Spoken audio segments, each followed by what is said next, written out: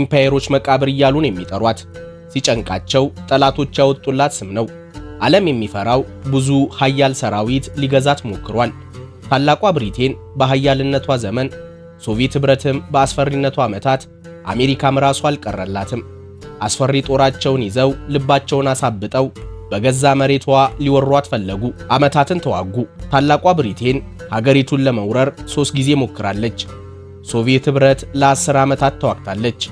እወራለሁ ያለችው አሜሪካ 20 ዓመት ሙሉ በጦርነት አሳለፈች። ድምር ውጤቱ ግን ሁሉም አንገታቸውን ደፍተው ጦርና መሳሪያቸውን ተማርከው ተዋርደው ነው የወጡት። የኢምፓየሮች መቃብር የሚለውን ስም ያወጡላት እነሱ ናቸው። እስቲ ይንገሩን እናንተ አፍጋኒስታን ሲባል ቀድሞ ወደ አእምሯችሁ የሚመጣው ምንድነው? ሽብርተኝነት፣ ጦርነት፣ የሴቶች መብት አለመጠበቅ፣ ብቻ ሌላም ሊሆን ይችላል። ዛሬ ግን ዓለም የተገረመበትን ሚዲያዎች የደበቁንን የአፍጋኒስታን ሌላ ትክክለኛውን መልክ እናሳዩታለን። ልብ ያድርጉ። ፖለቲካ፣ የሚዲያው ጫጫታ፣ የመንግስት ስርዓት እነዚህ ውስጥ አንገባም። ዛሬ የምናወራው ስለ 45 ሚሊዮን አፍጋናውያንና ስለ አስገራሚው ሕይወታቸው ይሆናል። በእርግጥ ስለ አፍጋኒስታን ወርቃማ ዘመን፣ የውድቀት ምክንያት፣ ጦርነትና ሰላም፣ ድህነትና ቅንጦት፣ ከሁሉ በላይ ግን ሚዲያዎች በነገሩን ያህል እውን የአፍጋኒስታን ሴቶች ተጨቁነዋል? በመረጃ እያጣቀሰን ከተሞቿን እየተዘዋወርን ሁሉንም አንድ በአንድ እንጨዋወታለን። መልካም ቆይታ።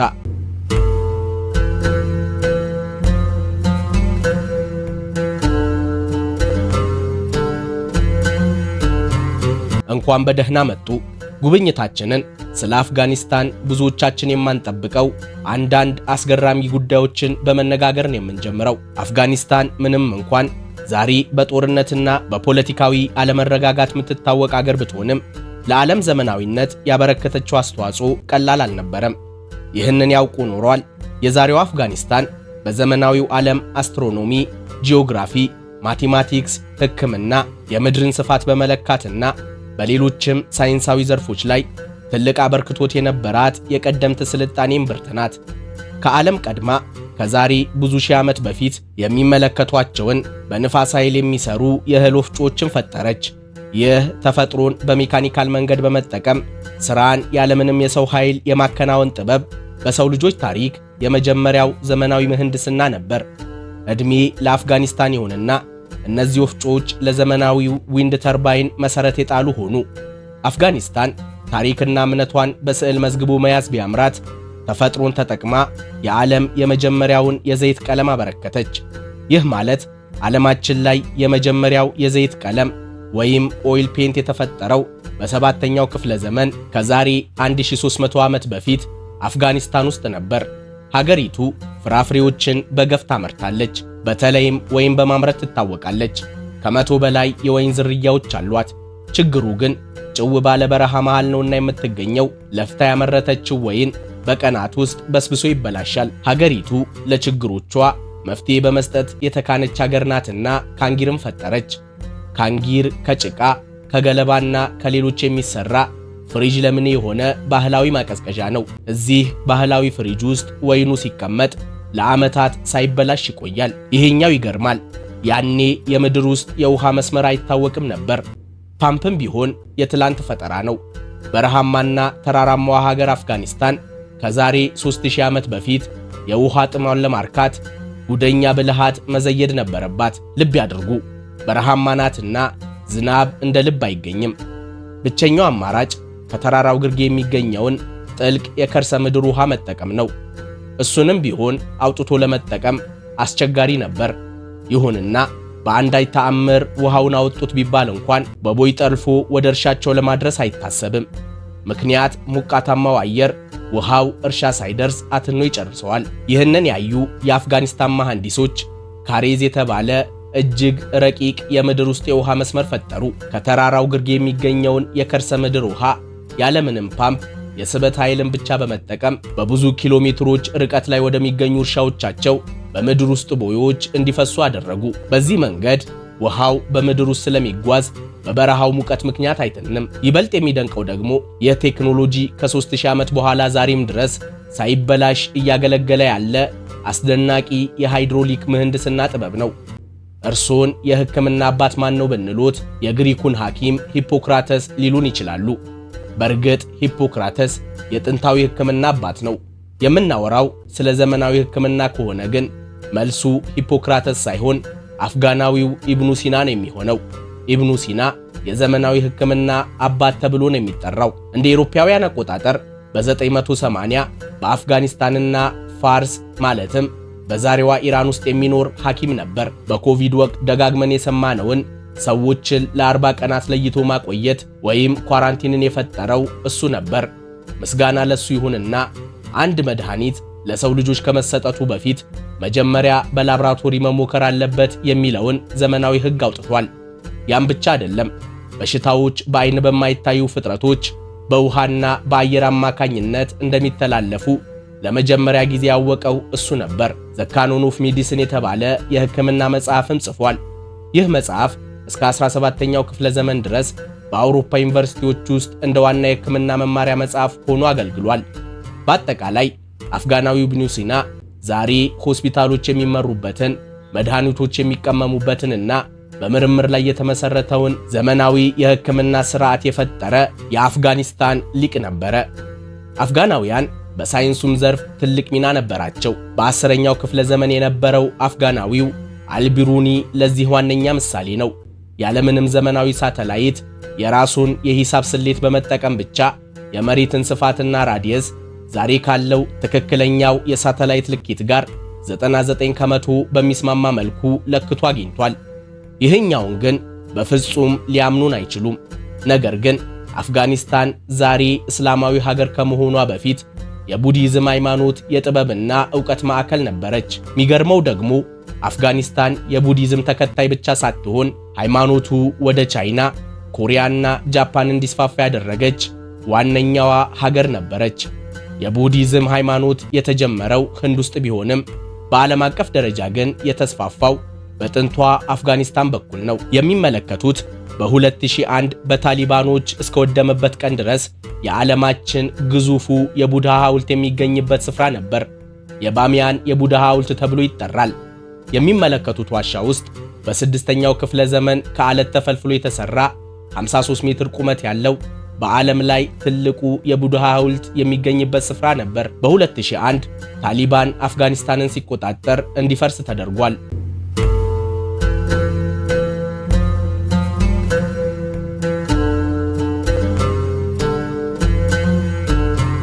አፍጋኒስታን ደቡብ እስያን ከመካከለኛው እስያ በሚያገናኘው ስትራቴጂካዊ መተላለፊያ ላይ የምትገኝ 652864 ስኩዌር ኪሎ ሜትር የምትሰፋ 6 ጎረቤቶችና 45 ሚሊዮን ዜጎች ያላት ሀገር ናት። ከሀገሪቱ መሬት 75 ከመቶ የሚሆነው በተራሮች የተሸፈነ ሲሆን አፍጋኒስታን በግዙፍ ሰንሰለታማ ተራሮች የተከበበች ሀገር ናት። ዕድሜ ለዚህ መልክዓ ምድሯና ለአስፈሪ ጦረኛ ልጆቿ ይሁንና የኢምፓየሮች መቃብር እያሉ ነው የሚጠሯት። ሀገሪቱ በታሪኳ እጅግ ኃያላን የተባሉ የዓለም መንግስታትን መቋቋምና ማሸነፍ በመቻሏ የተሰጣት ስም ነው። ለምሳሌ በ19ኛው ክፍለ ዘመን ታላቋ ብሪቴን በኃያልነቷ ጫፍ ላይ በነበረችበት ወቅት አፍጋኒስታንን ለመቆጣጠር ግዙፍ ኃይሏን ይዛ 3 ጊዜ ሞክራለች። ዳሩ ግን 3ቱንም ተሸንፋ ያላትን አስማርካን የወጣችው። ሶቪየት ኅብረት በ1979 አፍጋኒስታንን ለመቆጣጠር 10 ዓመታትን የፈጀ እልህ አስጨራሽ ጦርነት አካሂዳለች። ድምር ውጤቱ ግን ተሸንፋ ለሶቪየት ኅብረት መፍረስም ትልቅ ምክንያት ሆኗት ለጦርነቱ ያዋለቻቸው ወታደራዊ ተሽከርካሪዎች፣ ታንኮችና መሳሪያዎቿን የአፍጋኒስታን ወታደሮች ማርከውባት አንገቷን ደፍታ ተዋርዳን የወጣችው። አሜሪካና ኔቶም የዚሁ ገፈት ቀማሾች ናቸው። አሜሪካ የ9/11ኑ ጥቃት በአፍጋኒስታን ምክንያት ነው ስትል በፈረንጆቹ 2001 ሀገሪቱን ለመቆጣጠር ከወዳጅ የኔቶ ሀገራት ጋር ተባብራ ወረራ ጀመረች። ጦርነቱን በወራት ጨርሽ ይወጣል ያለችው አሜሪካ ባላሰበችው መንገድ 20 ዓመታትን ፈጀባት። በእነዚህ ዓመታት ውስጥ አሜሪካ ለጦርነቱ 2.3 ትሪሊዮን ዶላር ስታወጣ 832000 ወታደሮቿን አሰማርታለች። መጨረሻው ግን ከ20 ዓመት ደም አፋሳሽ ጦርነት በኋላ አሜሪካ በፈረንጆቹ 2021 ጨርቄን ማቄን ሳትል በበቃኝ ተሸንፋ የአፍጋኒስታንን ምድር ለቃ ወጥታለች። ጦርነቱ ለአሜሪካ ምን ያህል አስቸጋሪ እንደነበር የሚረዱት አሜሪካ ሰራዊቷን በድንገት ስታስወጣ በአፍጋኒስታን ምድር ላይ ከ7.5 ቢሊዮን ዶላር በላይ የሚያወጣ እጅግ ዘመናዊ ወታደራዊ ትጥቅና ንብረቷን ትታን የወጣችው። ከነዚህ ንብረቶች መካከል ግምታዊ ዋጋቸው 4.2 ቢሊዮን ዶላር የሚሆኑ ከ40 ሺህ በላይ ወታደራዊ መኪኖች፣ 78 ዘመናዊ አውሮፕላኖችና ሄሊኮፕተሮች፣ ከ300 ሺህ በላይ ቀላልና ከባድ ጠመንጃዎች፣ ሚሳኤሎችና በሚሊዮን የሚቆጠሩ ጥይቶች፣ እጅግ ውድ የሆኑ ራዳሮች፣ የመገናኛ ሬዲዮችና የሌሊት ማያ መነጽር ይገኙበታል። ከነዚህ አብዛኛዎቹ ንብረቶች የዘመኑ የመጨረሻ የሚባል ቴክኖሎጂ የተካተተላቸው ናቸው። ይህ ንብረት በአሁኑ ወቅት ሙሉ በሙሉ ታሊባን የሚጠቀምባቸው በታሊባን እጅ የሚገኙ ንብረቶች ናቸው። በእርግጥ አሜሪካ በሰው ኃይል በገንዘብና በንብረት ኪሳራ ክፉኛ ብትጎዳም የጦርነቱ ዋነኛ ሰለባዎች የነበሩት ግን ራሳቸው አፍጋኒስታናውያን ናቸው። በጦርነቱ ከ60 ሺህ በላይ የአፍጋኒስታን መደበኛ ወታደሮችና ፖሊሶች ተገለዋል። ከ50 ሺህ በላይ የሚሆኑ ንጹሃን አልቀዋል። አፍጋኒስታን በዘመናዊው የሀገርነት ሥርዓት ሀገር ሆና የተመሰረተችው በፈረንጆቹ 1747 በአህመድ ሻህ ዱራኒ መሪነት ነበር። አህመድ ሻህ ዱራኒ በአገሪቱ ታሪክ ውስጥ የሀገር አባት የሚባሉ የአፍጋኒስታን መስራች ናቸው። አፍጋኒስታንን ከምስረታዋ ዕለት አንስቶ ለ25 ዓመታት መርተዋታል። በሳቸው በዱራኒ ኢምፓየር ትተዳደር የነበረችው አፍጋኒስታን ግዛቷ ራሷ አፍጋኒስታንን ጨምሮ ፓኪስታንን፣ የህንድና የኢራንን የተወሰነ ክፍል ያጠቃልል ነበር።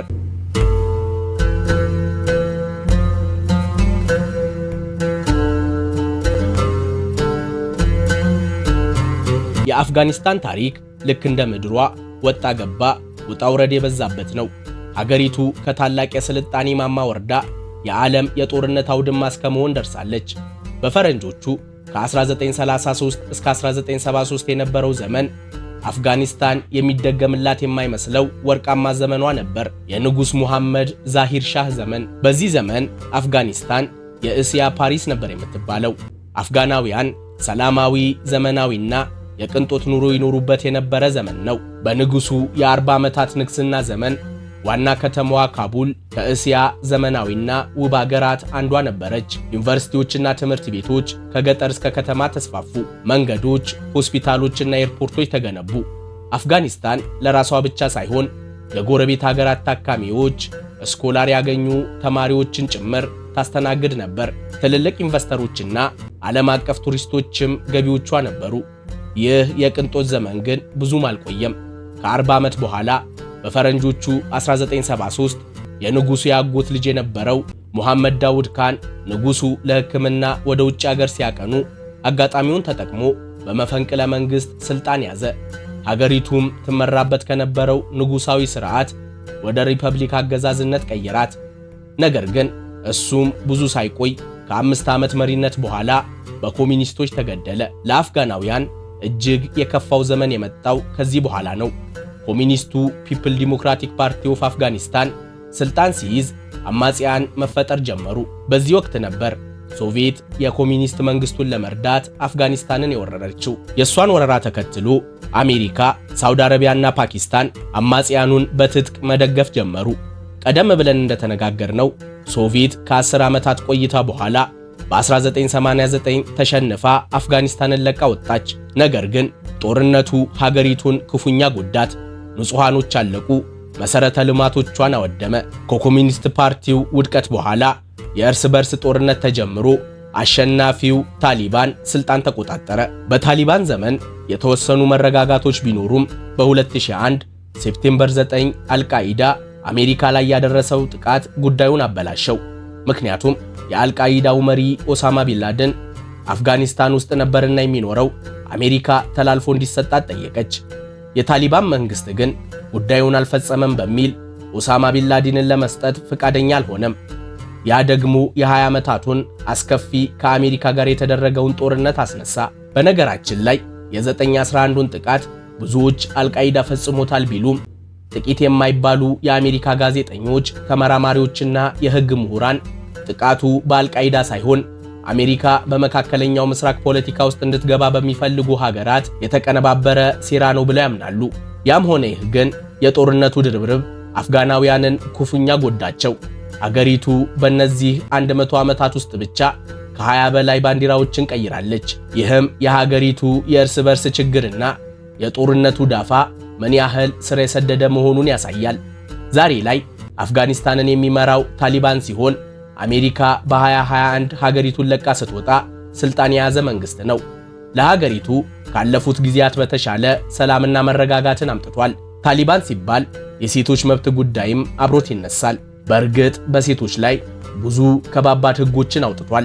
በዚህም ደግሞ በሸሪዓ ህግ የሚመሩ የሙስሊም ሀገራት ሳይቀሩ በከፍተኛ ሁኔታ ይተቹታል። ለምሳሌ በአዲሱ የሥነ ምግባር ህግ መሰረት ሴት ልጅ ድምጿን ከመጠን ባለፈ ሁኔታ ከፍ አድርጋ በአደባባዮች፣ መንገዶች ላይና ከቤተሰቧ ውጪ ባሉ ሰዎች ዘንድ ማውራት አትችልም።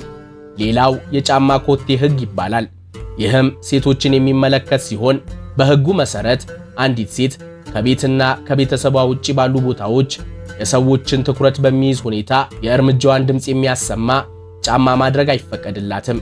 ሌላኛው ሴት ልጅ ያለ ወንድ ጥበቃ ብቻዋን መጓዝ አትችልም የሚል ነው። አንዲት ሴት ከቤቷ ርቃ ከ72 ኪሎ ሜትር በላይ የሚረዝምን ጉዞ ለማድረግ የግድ አብሯት ቤተሰብ የሆነ ደህንነቷን ሊያስጠብቅ የሚችል ወንድ ሊኖር ይገባል ተብሎ ተደንግጓል። እነዚህ ከባባድ ከሚባሉ ህጎች የተወሰኑት ናቸው።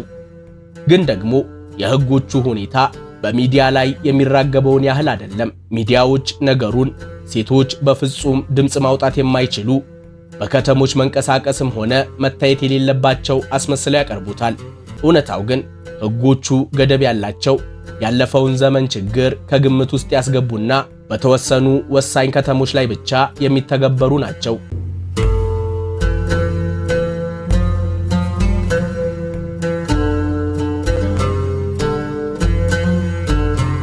አፍጋናውያን ዓለምን ካስገረሙበት ነገር አንዱ ለእንግዳ ያላቸው ፍቅርና አቀባበላቸው ነው። እንግዳ በረከት ያመጣል ብለው ያምናሉ። አንድ ሰው እንግዳ መሆኑን ካወቁ ቤቴ ካላደርክ ምሳ ካልጋበዝን ይላሉ።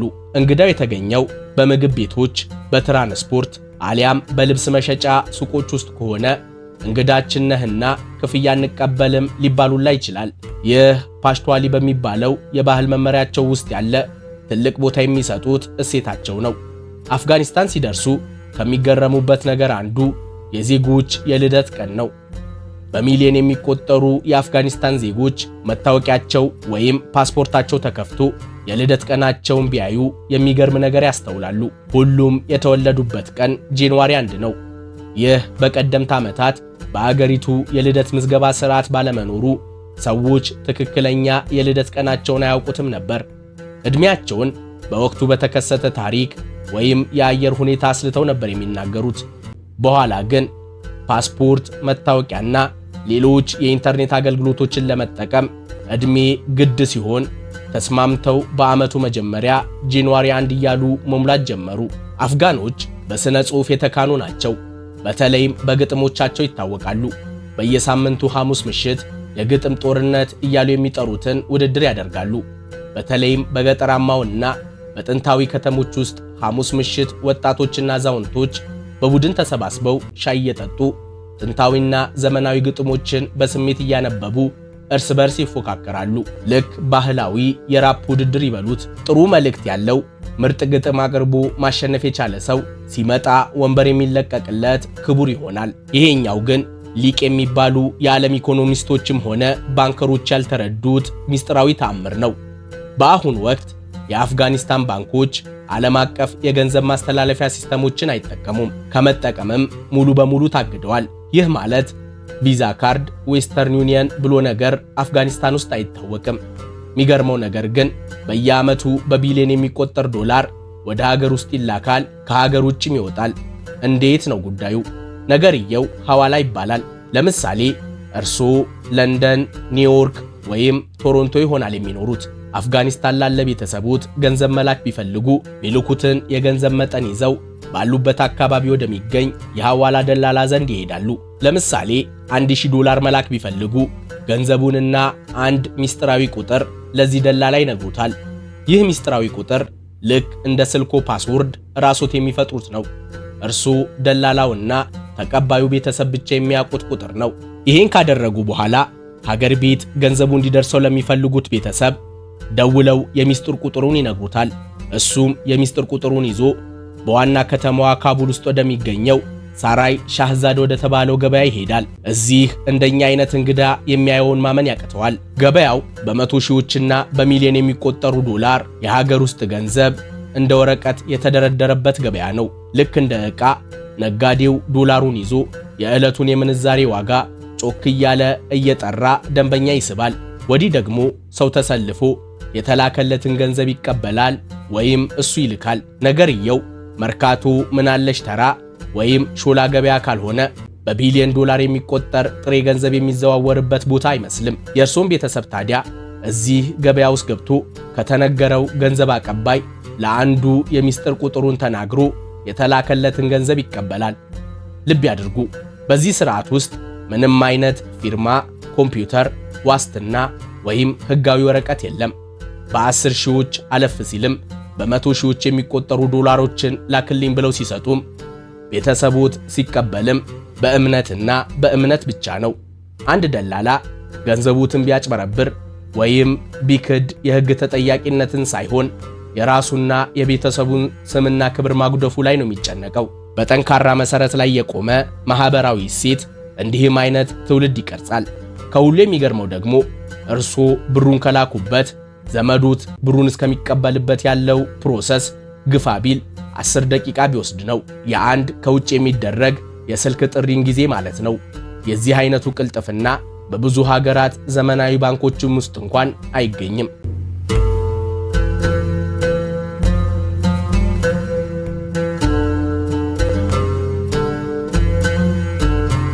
የአፍጋኒስታን ኢኮኖሚ ዝቅተኛ ገቢ ካላቸው በዓለም ላይ ካልበለጸጉ የኢኮኖሚ ስርዓቶች አንዱ ነው። በኢኮኖሚ ግዝፈት የዓለማችን 136ኛ ሀገር ናት። 19.6 ቢሊዮን ዶላር ጂዲፒ አላት። በየዓመቱ ከ3 እስከ 5 ከመቶ የኢኮኖሚ እድገት ብታስመዘግብም ከህዝብ ቁጥሯ ጋር ባለመመጣጠኑ 48 ከመቶ የሀገሬው ህዝብ ከድህነት ወለል በታች ነው የሚኖረው። የአንድ ሰው አማካይ የነፍስ ወከፍ ገቢ በዓመት 448 ዶላር ነው።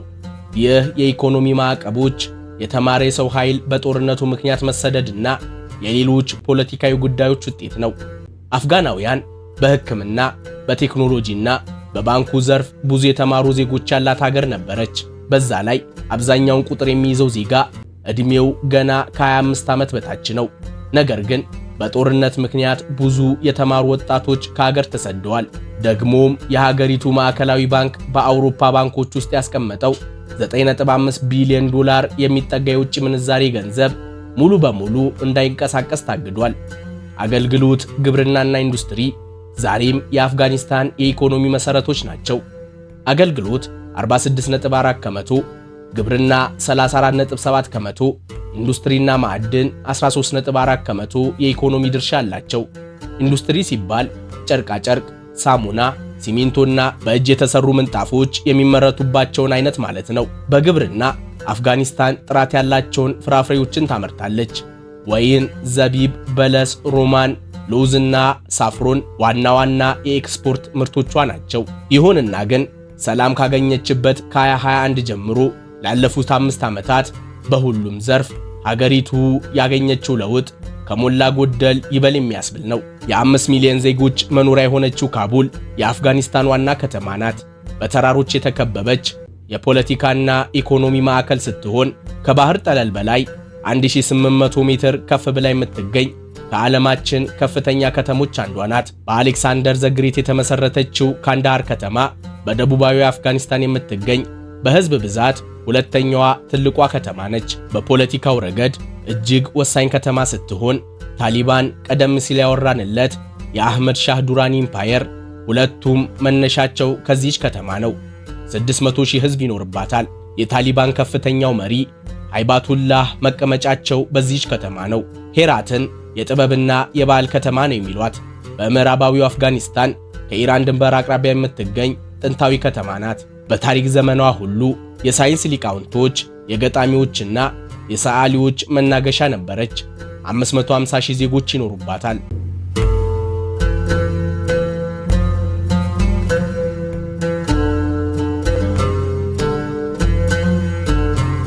ጉብኝታችንን በዚሁ አበቃን። ሰላም